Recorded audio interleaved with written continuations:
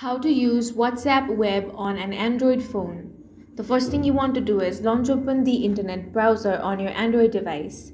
Now tap on the search bar and here you want to search WhatsApp web. Then select this website web.whatsapp.com. Once you get here, tap on the three dots at the top right corner of your screen. From here, select the desktop site option. This will reload the page and show the desktop version with the login options.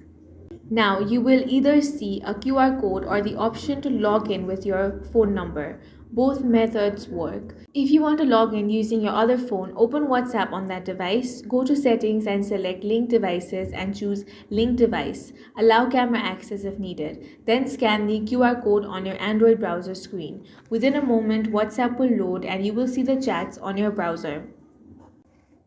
You can also choose to log in using your phone number if that option appears, and that's it. That's how you use WhatsApp web on an Android phone. If you found this video useful, make sure to hit the like button and subscribe for more videos like this.